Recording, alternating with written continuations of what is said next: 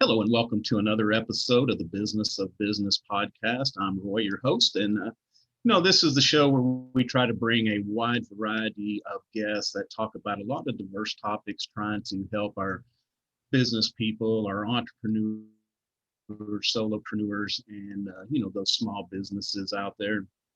Also, we have some effect on some larger businesses. I know it can be a little more difficult to affect change, but we try to have guests to give you some ideas to think about, and then also to try to give you professionals that you can reach out to if you are having some issues. So, with the further ado, we'll get on with it. Today, we have an awesome guest. Kristina Shea has taken time out of her day to be with us.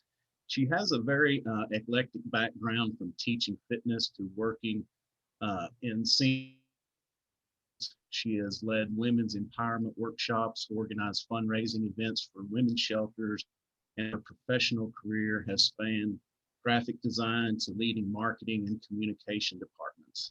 Kristina is also the owner of K-Vision Marketing and Communications, consulting for Fortune 500 companies, including top banks and financial institutions, public companies, not-for-profit organizations, and recently cannabis companies. Marketing whiz. She is a true entrepreneur, launching a new e-commerce brand, Blue Skies Life, in the spring of 2021. It's going to be a modern, inclusive lifestyle wellness brand and education platform, and will be offering products for the mind, body, and home with a female focus. So, Kristina, without further ado, thank you so much for taking time to be with us today. We certainly do appreciate it. Thank you, Roy. It was an honor to be here and delighted to share my thoughts and have an engaging conversation. Yeah, when we talked initially, I think what struck me about you, one reason why was, really wanting to get you on the show, is to talk about this entrepreneurial spirit. It's always a struggle, but with this pandemic, there are people who have chosen to be in business. There are people who have fallen into being, into an entrepreneur role. And then there are people, of course, that have kind of been forced into it to, continue to pay the bills. And so, we had an initial conversation. I thought it was great. We can just talk a little bit about, getting started, some things to think about, planning, pro formas, the whole thing. And I think the very first question, though, I think is why. Especially if we've planned on this, it's kind of a why are we offering what we offering, whether it's a product or service. Yes, I mean, there's so many reasons. I'll go back to your first statement about, so many people thinking about starting businesses during the pandemic. There's been lots of people reflecting, I suppose, on their purpose in life and what they're wanting to do, right? And a lot of people have been unhappy in their careers, or, or maybe they've been laid off or having issues trying to find jobs, which I call the necessity entrepreneur. But also, but I also do think a big part of it is people is they're resetting what they want to do in the rest of their life, and they really realize life is very, very short, and they're looking for something different that gives them more fulfillment, purpose, and hopefully passionate about what they do. So, but it is really important, as you said, to understand why you're doing it. So I talk a lot about purpose-led brands, which we can get to in a minute. But most importantly, when you're starting a business, especially right now, there's a lot of interesting sectors you could get into. But I mean, I think you really have to think of pandemic proof. So why is your product or service, is it servicing a gap right now or a need right now? Especially in the pandemic, you see a lot of PPE companies popping up because of necessity, partly, but also because of the opportunity. They see that there wasn't enough, and that can also then, grow from there into other aspects. But there's also a lot of people that are looking at doing, home services, which you would think people are saving their money, but they are staying at home and they're, redecorating their homes, they're renovating, et cetera. So those are really great businesses, or anything that's virtual. So as K-Vision, I'm a virtual CMO. I've been doing that for, 10 years plus, and it's always been sort of my MO because I always wanted to accommodate a lifestyle. So in terms of just, Right. having some freedom, and I can work wherever I want. And now people are realizing this more than ever, right? They don't need to necessarily commute to an office. Right. So now they can work remotely, but they can also work remotely for themselves with not too much startup costs in terms of overhead if they choose to work from home. So there's a really a lot Yeah. of great reasons why to start right now. There's also, I think right now, I think it was the World Bank said that this is the largest downturn they predict in the economy since the Great Depression, which is a little bit scary. But we also know Right. from Right. history that many businesses thrive, startup businesses thrive during the recession because they're very lean, and they learn to do a lot with a little bit of money. And yeah, Right. what are your Yeah, and thoughts? that's an important point to make because, well, one thing, I see a lot of people developing services, especially reaching out to seniors that have been, more concerned about getting out in the general public, food delivery, shopping, that whole thing. But I think to the point you just mentioned, a lot of people have seen an opportunity that these mid-sized to larger companies have been so slow to adapt, Mhm. that it's been an opening for for an entrepreneur to jump in there who is flexible and can meet the needs of the consumer. Exactly. Especially as a small business, when you're starting, you can make decisions much more nimbly, quickly. You don't have the layers of bureaucracy, and you can see these huge office towers. I mean, they're empty right now, especially in Toronto. Like we're out just side of Toronto. I used to work in Mhm. the financial district, and it's like a ghost town. And these huge corporations, huge, I can't talk, huge Yeah. corporations are, spending thousands and thousands and thousands of dollars on rent, and they're locked in leases. And unfortunately, some small businesses are obviously before the pandemic are also paying high rent for retail space. But people are learning now e-commerce is a thing. But as you just mentioned, there's a great need for people to look after seniors or help with deliveries or groceries or just simple things that they do need help with because they can't go and leave their house because they're at high risk. So there's so many opportunities, but it's also really important to consider, okay, if you've never started a business before, think about doing a business plan, and hurry, but don't hurry too fast that you're going to make tons of mistakes, right? Right, exactly. Yeah, and that's another conversation I know that we had is the front end planning to, sit down and think about that, your business goals. uh, because I think the other part is if that you want longevity, sometimes we see startups or new entrepreneurs that kind of outgrow that startup model, and then they get into trouble kind of in that phase two. So the planning, where do you want to go, how are you going to grow, and then also setting realistic expectations as far as how you acquire customers, how many you can, how many you can keep, because a lot of times it's like, well, I'm rolling out this product or service. I have this influx of, maybe 20, 50, 100 people, however, but then, the influx kind of goes away and then you're left just sitting there. So again, the planning and setting realistic expectations is so important to sustainability. I agree totally. So I was comparing it to like a road map. So if you got in your car and you didn't know where you were going and you didn't plug a GPS and you have no idea, you're probably never going to get where you're going, right? Right, Or right, or if your windshield is incredibly dirty, you can't see where you're going. And it's okay to take a detour now and then, but you certainly don't want to veer off the road and crash, right? right. So I Exactly. think that's why it's so important to have milestones, just as you would maybe if you're going on a long road trip, you're going to stop here and you're going to stop there. Well, it's always good to review your plan, but it's also good to really look at those segments while you're planning. So I often talk about the 7 Ps too, which are the basics in marketing, right? So you really obviously want to know what your product is, or service. You want to think about your pricing. Is it competitive, or which kind of market, what kind of demographic are you going after? A lot of people say everybody, and I'm like, no, not everybody. Narrow it down, Right. right? So example, if you're looking after seniors in a certain area, maybe in a certain income bracket, maybe you're actually targeting the children or the, of the elderly that you're actually going to be, or Yep. maybe two subsets. And then, just even like looking at where you're going to do it, exactly regional. Is it going to be across, borders? Are you going to be e-commerce and open up, or are you going to start slow? and really Yeah. master what you're doing and how are you going to promote it, right? So right now we have a great thing called the internet, right? So we Yeah. have social media, which is free, although it's a lot of work. So even though it's free, you have to consider the costs involved for either, boosting and advertising, but also maybe you're going to need some people to help you to Yes. do that, right? And I'm trying to remember, and I'm going off process, right? So process. So your process is really your plan to me. How are you going to go about it? You also have internal processes, but going back to the business plan, why it's so important is I think it's a really good practice just to put it in writing, articulate, and then that's when you start to see, okay, maybe there's some gaps here in the way I'm thinking, but also, it's also something that maybe right now it's difficult to get funding from a bank, but it's something that a bank will ask for if you're looking for funding. So I think that's one of the reasons why it is so important, because you might want to raise some capital. Yeah. The other thing, I love the roadmap analogy because I use that all the time, and people always are like, oh, well, I want to, here's my destination. I want to get here. I want to go there.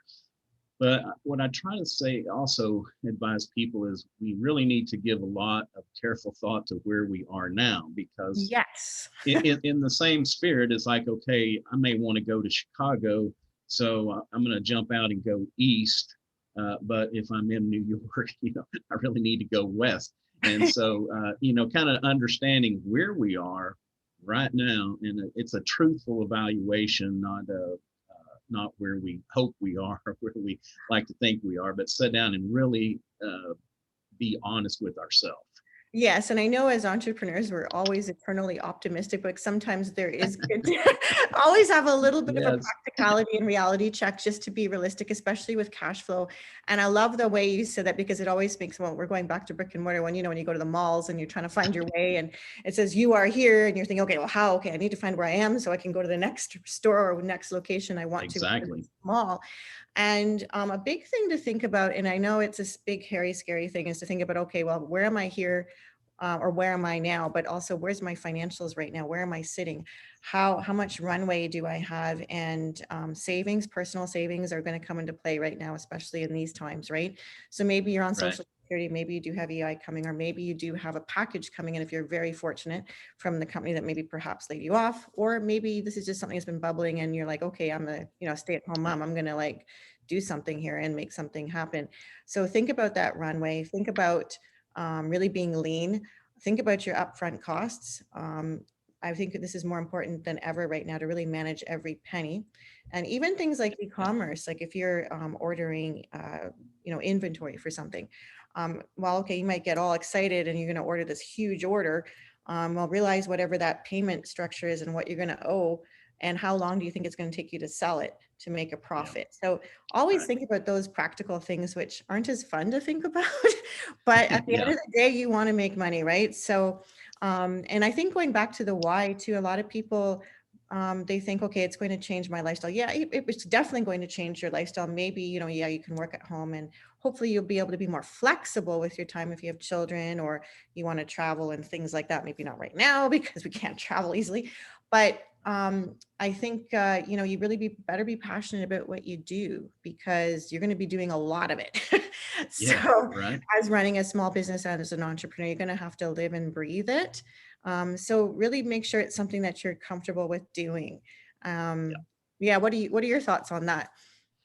Yeah, it can be the best thing that you can do, but I think this planning phase is kind of where we need to work things out, because everybody has this the panacea idea that, oh, I'm going to be able to control my time and do this and do that, and unfortunately, it's in the beginning, especially, it's not always that way. But we need to design this, and I like to use the dog example, is that we should be the dog wagging the tail, not the other way, and letting the business wag us around. So that, again, we have to plan for that. And I was writing notes. You've said so many things I was wanting to talk about, because if this is a side hustle and you have your other job, it's making sure that you have that time, because yeah, I mean, it can be fun 1, 2, 3 nights a week, and spending your 3 or 4 hours working on it, but then all of a sudden it's like that third week, fifth week, third month, if it's wearing you down and you can't keep it up, because consistency is very important for anything.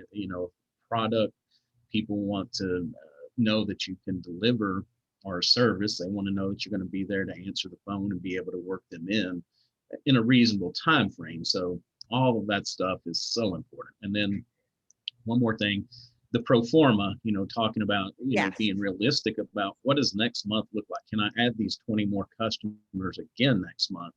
What are they going to bring in realistically in revenue? What are my expenses to meet that?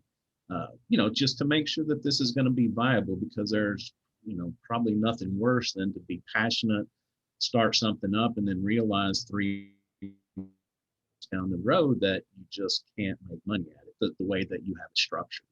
Yeah, the cash flow projection is one of the most important things that's going to be combined with your business plan. Now, obviously, you may not make it exactly to where you want to be, and you have to be realistic. I always say SMART goals, so specific, measurable is good, Right. actual and realistic. And what's the other? What did I say? Timing. So put Yes. timing on those things. And again, you may not. So don't try to make them too difficult, because also you're going to be so discouraged, and to be realistic with them. But if you have those benchmarks, those milestones that you've planned out, and also looking at your cash flow as a whole, you'll kind of be able to know when, okay, I'm going to be able to buy inventory here, or I'm going to be able to grow and expand with this other service that I'm planning. So it is really key, or just to pay your bills. Like, Yeah. I really do think that's the most important thing. A lot of people right now are so struggling to pay their rent for Right. retail spaces. And that is, I don't think anybody could have planned for something like this. But to have a contingency where you have a buffer, you have hopefully some reserves. I mean, it's not right now, I think, is an exception, but I think you should always try to look at that and mitigate your risks. Also look at, we were talking about earlier, I don't know if we talked about this, but, the different formats of businesses. Are you going to be a sole proprietor, an incorporation, or are you going to be a partnership? And we were talking earlier, I think, about partnerships, and I made this mistake, and especially when you're first going to, your gung ho, you're excited, and maybe your best friend or something, you have this great idea, but you don't share a lot of you're not aligned on visions, or why you're doing this Right. business, or if you want to exit, or how many hours are you guys each going to put into this? How much money are you each going to put into the? So this is Right. where you come into a lot of problems. It's like a marriage, right? So and it's just as maybe or even harder to leave once you Yeah. form it, and especially if you're Yeah. starting to make money at that point. Yeah. And it's everybody starts out with the best of intentions, and yeah, this is what I'm going to do, want to do, and everybody's all excited and aligned, and then once you start getting into that grind, then all of a sudden, I guess everybody's motivations or who they are, things start coming out, and Yes. I will just second that emotion as that.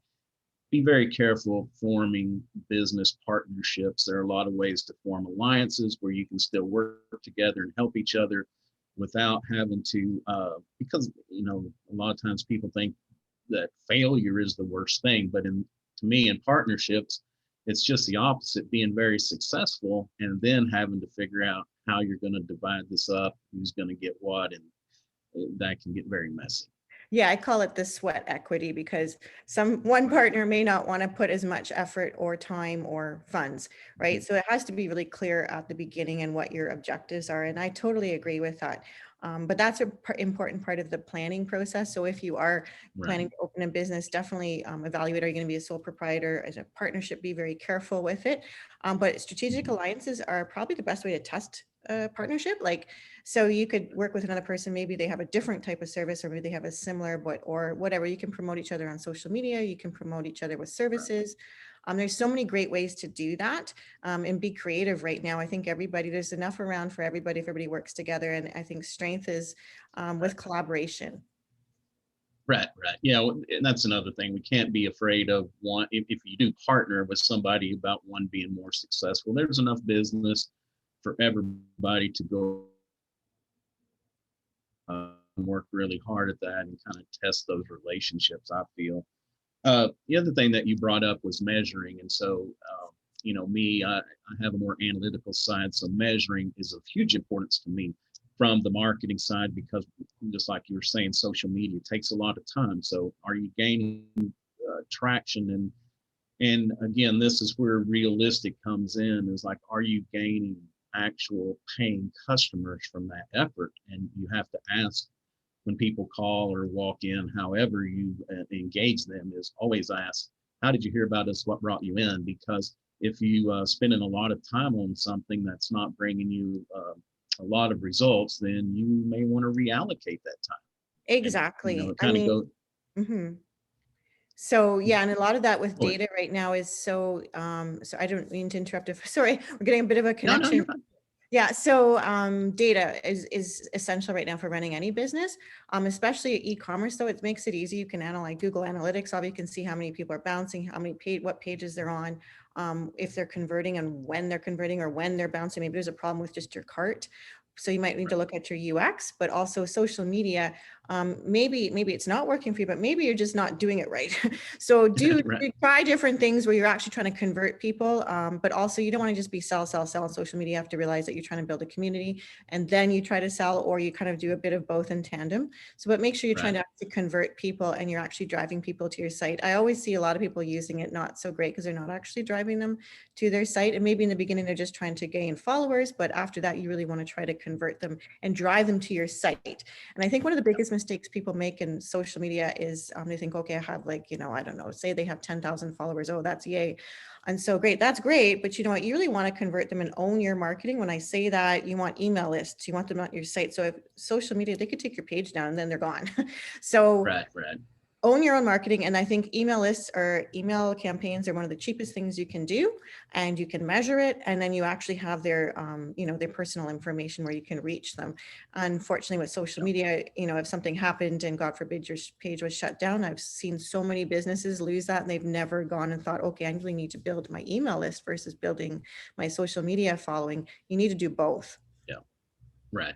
Yeah, and that's what the other thing I was going to say was about the realistic in that is that we could have, we can make a post and we can get 500 likes and be all excited that we've got all this attention. But if those aren't people who have called you up to spend money, it doesn't matter. I would rather get one like of the guy that called me Yeah. up to do business with me than 500 that are not. And just a caveat, I've mentioned this before, but it's worth saying again at this time that a lot of people promise you all these social media results and connections out there, but be careful because what they will do, or there are boiler rooms in other countries that they will sit there and like and maybe even engage a little bit in on your social media platforms, but in the end they are not your customers. So Exactly. I know people that have been spent thousands of dollars, for this, and it just backfires. So my opinion is we really can't buy a lot. I mean, we can do advertising and things like that to purchase customers, but with that kind of sleight of hand trick, we really can't spend a lot of money. We have to do most of that organically. Yeah, and I think what you mentioned though is so important. It goes back to your planning too, is targeting your customer, right? So a lot of people don't target their customer enough. So Right. if it's a certain demographic, a certain region, so make sure that transcends into all your communication pieces, like your social media. You can target your audiences. Make sure they're within maybe it's a 50-mile radius that you want to target regionally first, or maybe you want to target your entire state. But make sure it's targeted. If it's not targeted, it's the same as, if you had a store, obviously you're not going to service somebody that lives in Alaska if you're in Texas. So, Right. Right. um, Yeah. so that's very key. Yeah, and I just actually a good point. I just wrote down avatar, and it's worth the exercise to go through to figure out, sit down and think about who your customer is. If you don't have any, it's some speculation, but if you do have any, we should know them enough to know, who they are, their age range, income range, or what business type, again, geographic location. We build this avatar of who our customer is, and then that way it gives us direction when we do our outreach. That's a great point. I think I call them personas, but an avatar is a great Yeah, other term. So yeah, like brands, like your brand or your business is basically a personality. So you should define what that is, right? And what you want to right, reflect to the public and what you're going to sell and what you're going to service. But so your brand personality has to be friends with other other personalities. So you right, can make that persona or avatar, as you call it. And so just make it like a person, describe it. Is it, is it woman, female, or is it transgender? Like, there's all sorts of what who's your target audience, what age group, as you said, what affluent, like if they're affluent or they're, middle class, or what is there is people that are actually looking for deals. There's lots of people looking for deals right now. So maybe it's you're developing a coupon platform or something like that. And then where the region is, and then how are you going to price it, and how are they going to find you, right? And I think that is part of the marketing strategy, which is also embedded in your that's very, very key to your business plan. So they all go hand in hand. And again, that roadmap, going back to that roadmap, how am I going to get from A to B to C to D? So if you know where you're going, well, you might know where you're going, but how am I going to get there? So I might have to stop for gas here. Maybe I need to top up my funds, or maybe I need to just really focus on one part of my business to get to the next part. And if you're too scattered, you're just going to go in circles. So make sure your objectives really do match and align with where you're going. Yeah, and it's a crazy thought, but it's not an intuitive thought, but you can actually have such fast growth that it can also damage your business, your reputation. There's been a lot of people that have been hurt by that, by overgrowth, by not planning or being able to keep up with it. So that's always very important true. thing. Yeah, especially like all of a sudden, if you just took off as an e-commerce and all of a sudden you have way too many customers, you don't have enough inventory, people are disappointed. Obviously, you're gonna have to figure out how you're going to communicate that with the public, and so you're trying to not disappoint, and so they'll come back and return. I think that's one of the key things with any customer or client. They might buy once, or you might sell your services once, but you want to make sure they come back. And our repeat customers, right? And hopefully you can have some passive income or some sort of income, whether it's e-commerce or they're signing a retainer on a service level. But that is so true. So to have that plan put in place, a lot of times you're not ready because you don't have the inventory, the people, or resources to do so. It's a good problem to have, maybe, to be scaling fast, but at the same time, it can really destroy your business, as you said, and your reputation. Right. Yeah, exactly. And the cost of acquisition of customers, of course, that's something that we want to look at. Is if we put an ad out there and it cost us X number of dollars, it brought in X number of customers. But the real key is that sustainability of those repeat customers. I mean, the cost of acquisition, they drive that down so far, because if they will, continue to buy from you, that's the best scenario that we can possibly have. I call that lifetime value. So lifetime value customers. So obviously you can't predict, everything, but that's really where you want to be able to kind of, them be a client or a customer for many years. And maybe, especially if it's a, B2C, maybe it's a product that, that they use within their homes, and maybe their children become customers too of that brand, whatever it is, especially within the B2C space. Like look at Heinz ketchup. I'll use that for an example. Right? So a lot of kids were brought up on ketchup, putting on your eggs, your fries, or your meatloaf or whatever, but you have fond memories of it, hopefully. And you buy Heinz because it makes you think of that. It's a trusted brand, and it makes you have memories, and as a child, so you use it in your home. So that's something that I would always tell that story, to kind of give people a perspective what that means, because it's a kind of a term that's too technical sometimes for people to get their head wrapped around. Right. So the other thing I'm gonna, we'll talk a little bit about the negative part of social media for a minute, is that people always tend to put their best on there. A lot of times some people will be vulnerable and put mistakes or failures, but so as entrepreneurs, we look around at other businesses social media and think, wow, those guys are really taking off, or this or that, and it can be dejecting. So I think it's good to keep in mind that we need to focus on who we are, because we don't always know the backstory of these other companies or entrepreneurs. But then typically when we see somebody that becomes what we term the overnight success, I don't like the use of that. I don't really like the use of that word, because I think once you kind of unpack the overnight successes, we always find that it's generally been a long, hard road there for them. Exactly. Like there is no overnight success. I think it's very, very rare. People have worked really, really hard. You don't see the backstory, as you said, where they worked all those nights when you maybe were out going to, restaurants, having a nice dinner. Meanwhile, these people are, working hard at home every waking hour, basically, to get things going, and using all their life savings and risk. People don't think about that, because yes, you are putting a lot of risk in, but and that can be funds and time. And so, so if you're prepared to do that, I think that's really what it is, yeah, don't look at social media as a comparison too much. I mean, you can use it as inspiration, try to Right. reframe it that way. But it's hard, I think, on a social level too, as well as a business level. But people are really busy. I've noticed everybody's busy on LinkedIn. You're like, oh, what am I supposed to be doing? I should be doing that too, or I should be doing this, or I should be, maybe you do want to start a podcast, but you're like, oh my God, I haven't started my podcast yet, or I haven't. Yeah. So Yeah. there's so many things to do, and then you get distracted and away from your focus. So Right. I think that's very key, and learning from your mistakes, right? So Right. as you said before, and social media can, take you off track, so off your Right. roadmap. So, maybe you're driving along the road and, you see, people, they see, it's awful, but maybe a car accident, and they look and they crane and then they get in an accident, right?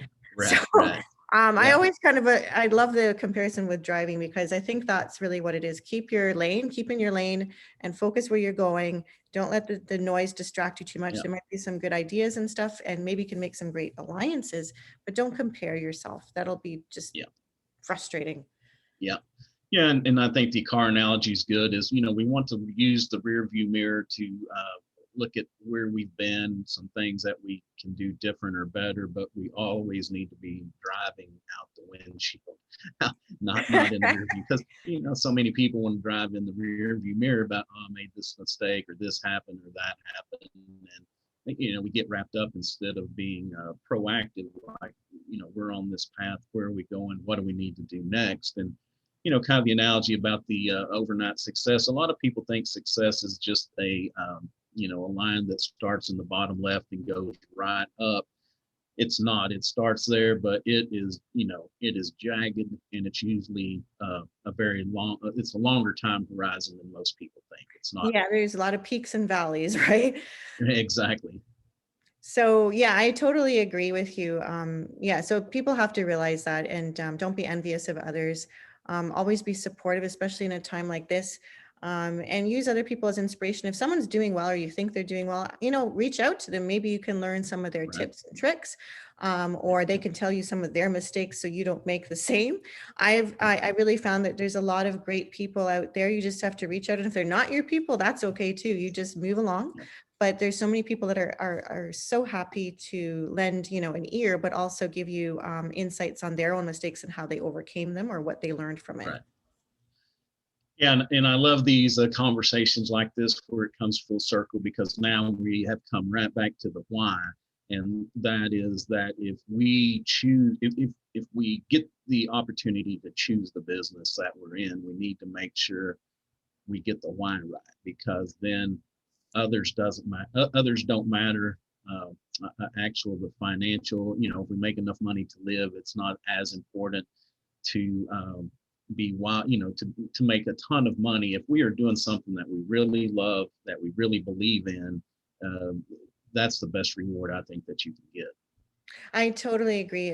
I call it purpose-led brands. So, but it's purpose-led for yourself. So you have to decide, am I passionate, for example, about working with seniors? Or am I passionate about starting a company about wellness? Or am I passionate about, really renovating and making their homes look beautiful? Whatever your business is, you have to know why you're doing it and who you're serving and why, and what kind of value, what value are you bringing?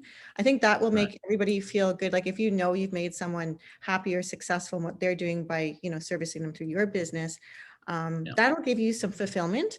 But also Yeah. going back to your why, well, all of a sudden, if you are a wellness company, for example, and then all of a sudden you have an opportunity to work with another supplier that's maybe cheaper, but they're using, unethical labor, or they're not using, natural products. And here you are standing for something that's like wellness, and you're doing really unsustainable practices and unethical practices.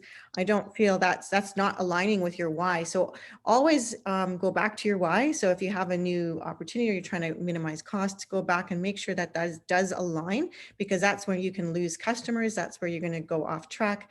And I think purpose-led is what people are really looking for. Customers these days do want to know that Yeah. you stand for something. Yeah, and when we're purpose led, and when we really think about doing things that we're passionate about, the other thing is that uh, we don't always want to get boxed into marketing on cost or on dollars, because if you're the low cost provider today, I guarantee you there's going to be somebody who's going to undercut you, be low cost tomorrow. So we need to think about that marketing message as the value that we provide, because we can, if we're doing things like you said, more purpose-driven sustainability, or whatever that need is, we can market on value and actually command a higher price for our product or service. I think it's much harder to be in a, high volume, low cost business than in being in, I would say a high value business that really delivers on, whether it's ethics, maybe someone wants something that's vegan, or they want really reliable service to deal with their parents who are elderly and they want to be able to trust them. There's a lot of issues right now with elder care, right? People aren't trusting, nursing Right. homes or anything like that. So, I mean, gaining the customer's trust is really by gaining, so they understand why you're doing your business and what value you're bringing. So I think that is totally, totally key. Yeah, yeah, for sure. Well, Christina, we appreciate you being here today. Before we let you go, a couple things. First off, do you have a tool that you use in your daily life? It could be a tool, a habit, or ritual, something you do that, and it could be professional or personal, that really adds a lot of value that you just couldn't give up. Well, I have a few things that I do. I like to schedule my days, and it's kind of hard, but I schedule also some me time because, as Yeah, we said, it's also really, as an entrepreneur, it's really hard because you're going to be going, at it for hours, but you're going to need some respite or you're going to just totally burn out. So I always try to schedule an hour a day where I'm doing a workout, a walk, or, whatever it is that will make me, kind of reset and be happy. The other right, thing right, is on a person, well, it's really a personal thing, but I often, have a journal by my bed. It's not necessarily just because I want to journal about my day. It's because I wake up a lot or I start worrying about something and I'm like, oh my God, am I going to forget that in the morning? And then I can't sleep at all. And sleep, as we know, is one of the most right, important things, especially when you're right. trying to build a business. So I write them down. So then, and that kind of adds to my to-do list the next day. So it keeps me on track. And I can check off what I've done or what I've not done, but at least it gives me some peace of mind. Yeah, so that's really my tips and Yeah, tricks. I mean, there's lots of other tools I use too that are more, maybe like apps and so on, and time trackers and stuff like that. But right. that's just more technical. Yeah. No, I think that's important. And, don't want to open up a whole new episode because we could talk about this point for hours as well. But scheduling that time for us, it's important. It's important to reset, to regroup, to not burn out.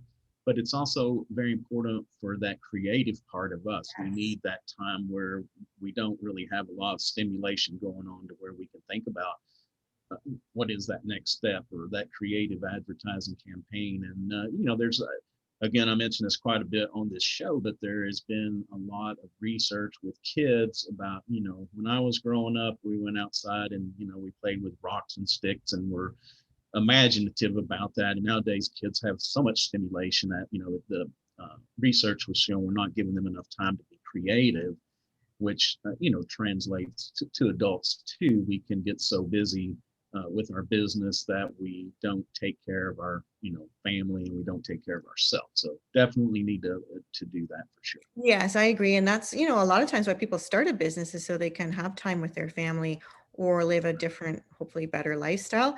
But again, yes, you'll be working hard. And you're so right about the creative. That is very true. When I go for walks, that's usually when things click, or when you hear Right. people telling you that, oh, they were in the shower and they thought about something. Yeah. So yeah, it's when you're actually not doing anything about work, because usually you're too focused on the task at hand and that's what you're trying to get Right. done, or the worries and stresses of the day. But when you can just, even yoga, I'm like, when I would go to yoga class, I do it at home now by my fireplace, but hot yoga there. But yeah, those are the times where, you start thinking about all sorts of creativity, whether it's something with your business or it's something that you guys, you said you can maybe just transforming your office or something like that, Right.